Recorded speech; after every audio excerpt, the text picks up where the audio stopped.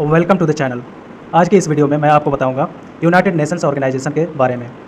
United Nations organisation हमारे लिए बहुत इंपॉर्टेंट है because we are also the member of the UNO. ठीक है, हमारा देश इंडिया भी मेंबर है यूएन का। So it is important for us to know about the United Nations Organization. तो कुछ बेसिक चीज़ें हम समझते हैं। सबसे पहले हम समझ लेते हैं इसका फ्लैग को। इसका फ्लैग देखिए, ध्यान से देखिए, तो ये अर्थ का इमेज है। अर्थ को जब नॉर्थ पोल से देखा जाएगा तो अर्थ की इमेज इस प्रकार से दिखाई पड़ेगी।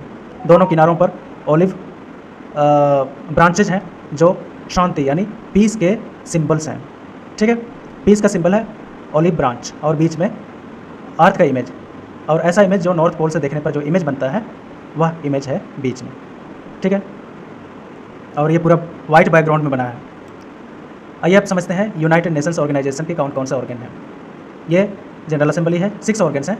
General assembly, security council, economic and social council, trusteeship council, ICJ यानी international court of justice, secretariat. तो ये 6 ऑर्गन्स हैं, इन्हीं के बारे में हम स्टडी करेंगे। लेकिन उससे पहले हमें स्टडी करना होगा कुछ foundations of the united nation. इसके बारे में हमें समझना पड़ेगा। इसका फाउंडेशन कब हुआ था, इसकी ये ब्रीफ हिस्ट्री है। 12 जून 1941 को इंटर अलाइड डिक्लेरेशन साइन हुआ लंदन में by 5 Commonwealth and 8 European governments in exile. इनके द्वारा साइन हो गया था इंटर अलाइड डिक्लेरेशन। 14 अगस्त 1941 को क्या हुआ, अटलांटिक चार्टर साइन हो गया British PM Winston Churchill and the US president Franklin Roosevelt. इन लोगों ने साइन किया अटलांटिक चार्टर। कहाँ पर? अटलांटिक ओशन में एक शिप के अंदर। ठीक है, फिर 26 जून 1945 को क्या हुआ, फाइनल यूएन चार्टर पर साइन हो गया, और ये घटना हुई सैन फ्रांसिस्को में by 50 nations including UK, US, China, Soviet Union, India और पोलैंड ने बाद में साइन किया। फिर 24 अक्टूबर 1945 को क्या हुआ, यूएन का गठन हो गया, यूएन की स्थापना हो गई। UN charter came into effect और ये प्रभावी हो गया। इसीलिए 24 अक्टूबर को हम क्या मनाते हैं, यूनाइटेड नेशंस डे मनाते हैं। और इसको रेटिफाई कर लिया गया था 31 दिसंबर 1945 तक। सारे कंट्रीज़ ने इसको, मतलब जो भी सिग्नेटरी कंट्री थे उन लोगों ने इसे रेटिफाई कर लिया था। The UN replaced the previous league of Nations established in 1920। तो लीग ऑफ नेशन एस्टेब्लिश हुआ था 1920 में, इसको रिप्लेस किया यूएन ने। ठीक है, क्योंकि लीग ऑफ नेशंस क्यों एस्टेब्लिश हुआ था? लीग ऑफ नेशंस इसलिए एस्टेब्लिश हुआ था क्योंकि वर्ल्ड वार 1 हो गया था 1914 से 1919 के बीच। तो इस तरह के युद्ध को रोकने के लिए लीग ऑफ नेशंस एस्टेब्लिश किया गया था 1920 में। ठीक है, क्योंकि इसमें बहुत ज़्यादा तबाही मची थी। तो इस तरह का डिजास्ट्रस वॉर को रोकने के लिए ही स्थापना हुई थी लीग ऑफ नेशन की। लेकिन जब लीग ऑफ नेशन भी नाकामयाब हो गया अनदर वर्ल्ड वार को होने से, तो लीग ऑफ नेशन को हटा दिया गया और इसकी जगह पर यूनाइटेड नेशंस का इस्टेब्लिशमेंट हो गया। समझते हैं कुछ और इंपॉर्टेंट फैक्ट्स अबाउट यूएन। 24 अक्टूबर 1945 को फाउंडेशन हुआ। इसका हेडक्वार्टर है न्यूयॉर्क, यूएसए में। First session of the UN in London हो गया 10 जनवरी 1946 को हुआ। फिर यूएन फ्लैग को अडॉप्ट किया गया 1947 में। ऑफिशियल लैंग्वेज बनाया गया Arabic, Chinese, English, French, Russian और स्पेनिश को। वर्किंग लैंग्वेज बनाया गया Chinese, English, French, Russian and Spanish को। ठीक है, ये कई बार क्वेश्चन आता है कि यूनाइटेड नेशंस के अंदर कौन कौन सी भाषाएं हैं। तो यूनाइटेड नेशंस की भाषा ऑफिशियल लैंग्वेज कौन सी है? Arabic, Chinese, English, French, Russian and Spanish. तो 1 2 3 4 5 6 भाषाएँ हैं, याद रखिएगा। और वर्किंग लैंग्वेज ये हैं Chinese, English, French, Russian and Spanish. Constitution of the UN is the charter of the United Nations consisting of 19 chapters divided into 111 articles। और United Nations का कॉन्स्टिट्यूशन क्या है? इसका चार्टर ही है। ठीक है, और इसके अंदर 19 चैप्टर्स हैं जो डिवाइडेड हैं 111 आर्टिकल्स में। Total membership of the United Nations कितना है? 193 है आज के डेट में। और लेटेस्ट मेंबर कौन है यूएन को ज्वाइन करने वाला? South Sudan. Number of the principal organs ये 6 है, जैसे मैं आपको पहले बता चुका हूँ कि ये 6 मेन ऑर्गन्स हैं। ठीक है, चलिए चलते हैं आगे। Type of the United Nations members 2 प्रकार के होते हैं। यूनाइटेड नेशंस मेंबर्स कौन कौन है? ओरिजिनल मेंबर्स और इलेक्टेड मेंबर्स। ओरिजिनल मेंबर्स जो फाउंडिंग मेंबर्स थे वो ओरिजिनल मेंबर्स हैं, और इलेक्टेड मेंबर्स जिनको बाद में इनकॉर्पोरेट किया गया इलेक्शन के माध्यम से। फिर प्रोसेस ऑफ इलेक्शन क्या है? Membership for the membership to the United Nations. Article 4 में प्रोसेस ऑफ इलेक्शन दिया हुआ है कि किस तरीके से इलेक्शन होगा यूएन के मेंबरशिप के लिए। ये सारी चीज़ें article 4 of the United Nations charter में दिया हुआ है या कॉन्स्टिट्यूशन में दिया हुआ है। Members are elected by the General Assembly. 2/3 majority से मेंबर्स को इलेक्ट किया जाता है on the recommendation of Security Council. Security Council के रिकमेंडेशन से ही जनरल असेंबली 2/3 मेजोरिटी के साथ कंट्रीज़ को इलेक्ट करेगी। ठीक है। A member nation that violets the charter में बी सस्पेंडेड। जो भी चार्टर को वायलेट करेगा, उसका अनुपालन नहीं करेगा, उसको क्या किया जाएगा, सस्पेंड कर लिया जाएगा और वो अपना मेंबरशिप खो बैठेगा। ताइवान, वियतनाम सिटी स्टेट, तो ये ताइवान और वियतनाम ये ऐसे कंट्रीज़ हैं जो यूएन के मेंबर्स नहीं हैं। United Nations day is celebrated on 24 अक्टूबर। ये मैं आपको पहले बता चुका हूँ कि 24 अक्टूबर को यूनाइटेड नेशंस डे मनाया जाता है। ऑब्जेक्टिव क्या है?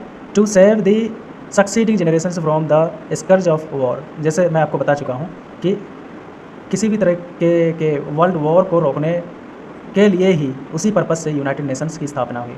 लेकिन कुछ कुछ वॉर्स फिर भी हुए, हालांकि वर्ल्ड वॉर नहीं हुए, लेकिन फिर भी बायलैटरल वॉर्स ज़रूर हुए हैं, बायलैटरल या ट्राइलैटरल ज़रूर हुए हैं। ठीक है।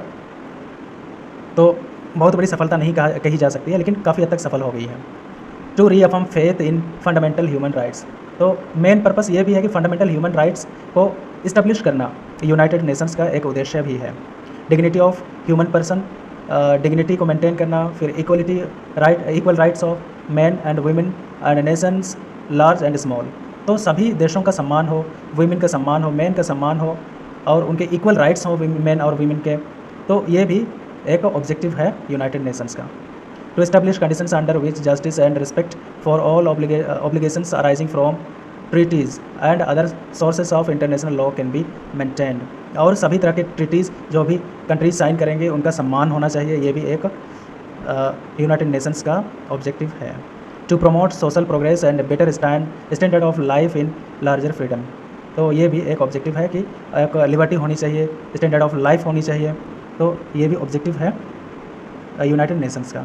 और इसीलिए यूनाइटेड नेशंस हमेशा देशों को सजेशन देते रहते हैं कि आप ऐसा करो, ऐसा मत करो। आइए आप समझते हैं जनरल असेंबली के बारे में। General assembly is one of the main organs of the United Nations. ये एकमात्र मेजर ऑर्गन है यूनाइटेड नेशंस का, जिसमें 193 कंट्रीज़ के मेंबर्स या 193 कंट्रीज़ रिप्रेजेंट करते हैं अपने आप को। मतलब 193 मेंबर्स हैं आज के डेट में यूनाइटेड नेशंस के। तो ये सारे कंट्रीज़ अपने आप को रिप्रेजेंट कर रहे होते हैं सिर्फ यूनाइटेड नेशंस के जनरल असेंबली में, और दूसरा कोई ऑर्गन नहीं है जिसमें सभी कंट्रीज़ का रिप्रेजेंटेशन हो। समझ में आ गई बात? इसको इसीलिए कहा जाता है town meeting of the world. ठीक है। और प्रत्येक मेंबर स्टेट 5 रिप्रेजेंटेटिव्स को भेज सकता है, इससे ज़्यादा नहीं भेज सकता है। ये रूल है यूनाइटेड नेशंस का। 5 रिप्रेजेंटेटिव्स जाएंगे भले ही, लेकिन उनका सिंगल वोट ही काउंट होगा। दूसरा, इट इलेक्ट्स प्रेसिडेंट एंड एक प्रेसिडेंट को अपॉइंट करता है, इलेक्ट करता है, और 21 वाइस प्रेसिडेंट्स को इलेक्ट करता है at the beginning of each annual session. प्रत्येक एनुअल सेशन की शुरुआत में एक प्रेसिडेंट और 21 वाइस प्रेसिडेंट्स को इलेक्ट करता है। दूसरा, प्रेसिडेंसी रोटेट करती है। जनरल असेंबली की प्रेसिडेंसी रोटेट करती है 5 जियोग्राफिकल एरिया ग्रुपिंग में। कौन कौन है 5 geographical area group? Africa, Asia, eastern Europe, Latin America, western Europe and other states. ठीक है। ये 5 जियोग्राफिकल एरियाज़ हैं या 5 जियोग्राफिकल एरिया ग्रुप्स हैं जिसमें प्रेसिडेंसी रोटेट करती रहती है। जैसे अगर अफ्रीका का कोई बन गया तो नेक्स्ट टर्म एशिया का बनेगा, फिर अगले टर्म में ईस्टर्न यूरोप का बनेगा, अगले टर्म में लैटिन अमेरिका का बनेगा and so on. Assembly meets annually, प्रत्येक साल मीटिंग होती है इसकी, असेंबली मीट करती है। ठीक है। और स्पेशल सेशन अगर कोई हो या कोई इमरजेंसी हो तो उस स्थिति में स्पेशल सेशन भी बुलाया जा सकता है यूनाइटेड नेशंस के रिक्वेस्ट पर। ठीक है। आगे समझते हैं अब इसका पावर क्या क्या है। जनरल असेंबली का पावर क्या है? ये 10 नॉन परमानेंट मेंबर्स को इलेक्ट करता है। 10 नॉन परमानेंट मेंबर्स, याद रखिएगा, जिसमें अभी इंडिया भी एक मेंबर है 3 साल के लिए। ये 3 साल के लिए इंडिया भी नॉन परमानेंट मेंबर अभी है। 54 members of the economic and social councils को इलेक्ट करता है, ट्रस्टीशिप काउंसिल को इलेक्ट करता है, फिर जजेज of international court of justice को भी इलेक्ट करता है, फिर to appoint the secretary general of the united nation secretariat, और जो सेक्रेटरीट है उसके लिए सेक्रेटरी जनरल को भी अपॉइंट करता है। तो ये सारे फंक्शंस करता है जनरल असेंबली। और सेक्रेटरी जनरल का जो अपॉइंटमेंट होता है वो सिक्योरिटी काउंसिल के रिकमेंडेशन के बिना नहीं होता है। यूएन के बजट को अप्रूव करता है जनरल असेंबली, और सब्सिडियरी ऑर्गन्स और एडहॉक कमिटीज़ को भी इस्टेब्लिश करता है जनरल असेंबली। तो ये सारे फंक्शंस हैं। 6 main committees of the UN है। कमिटी 1 कौन है? डिसआर्मामेंट and international security, economic and financial, social humanitarian and culture, special political and decolonisation, administrative and budgetary और लीगल कमेटी। तो ये 6 मेन कमिटीज़ हैं यूनाइटेड नेशंस के अंदर। अगला ऑर्गन है security Council. Security council acting agency है। इनफैक्ट पूरे यूनाइटेड नेशंस ऑर्गेनाइजेशन के अंदर सिक्योरिटी काउंसिल सबसे पावरफुल है और इसीलिए इसको नाम दिया गया एनफोर्समेंट विंग। इसमें टोटल मेंबरशिप 15 है, जिसमें 5 परमानेंट हैं एंड 10 नॉन परमानेंट मेंबर्स हैं। 5 permanent members are US, China, Russia, UK और फ्रांस हैं। इनको P5 भी बोला जाता है। ये मोस्ट पावरफुल नेशंस हैं in the world. Non permanent members को 2 साल के लिए चुना जाता है और 2/3 मेजोरिटी के साथ चुना जाता है जनरल असेंबली से। 5 नॉन परमानेंट मेंबर्स ये रिटायर करते हैं प्रत्येक साल, और retiring members can not be री इलेक्टेड। एक बार जो रिटायर हो गया नॉन परमानेंट मेंबर, उसको दोबारा नहीं चुना जाएगा। 10 non permanent seats are allocated on the basis of a well set formula. एक फार्मूला होता है जिसके अंदर 10 नॉन परमानेंट सीट्स एलोकेट किए जाते हैं। अफ्रो एशियन रीजन 5 सीट, इनको 5 सीट दिया गया। ईस्टर्न यूरोप को 1 सीट दिया गया। लैटिन अमेरिका को 2 सीट्स दिए गए हैं। वेस्टर्न यूरोप एंड अदर्स को 2 सीट दिए गए हैं। ठीक है, तो ये allocation of seats for non permanent members हैं। फिर है United Nations members other than permanent members can participate in United Nations Security Council discussion but have no right to vote. जो सिक्योरिटी काउंसिल के सदस्य नहीं हैं, उनके इतर जो अन्य सदस्य हैं, वो भी सिक्योरिटी काउंसिल की मीटिंग को अटेंड कर सकते हैं, डिस्कशन में शामिल हो सकते हैं, लेकिन वोट करने का अधिकार उनको नहीं है। The special voting rights of the permanent members is called veto. और जो परमानेंट P5 को जो पावर दिया गया है, वोटिंग राइट्स जो दिए गए हैं, उसको बोलते हैं वीटो। वीटो के नाम से जाना जाता है। नो वीटो अगर किसी परमानेंट मेंबर ने दे दिया, इसका मतलब है कि कोई भी प्रस्ताव पास नहीं होगा। ठीक है। Abstain of a permanent member does not refer to no veto. और कोई परमानेंट मेंबर अगर वोट करने से मना करे या फिर वोट ना दे, तो उसको नो वीटो के रूप में काउंट नहीं किया जाएगा। क्वेश्चन कई बार आता है कि फलाना P5 कंट्री ने वोट ही नहीं दिया, मतलब वीटो ही नहीं दिया, तो उस केस में उसको नो वोट नहीं काउंट किया जाएगा। ठीक है। 3 स्टैंडिंग कमेटी है यूनाइटेड नेशन सिक्योरिटी काउंसिल के। कौन कौन है committee? The committee on admission of new members, the committee on experts on rules and procedures and the committee on council meetings away from headquarters. तो ये 3 committee हैं, आप याद रख लीजिएगा।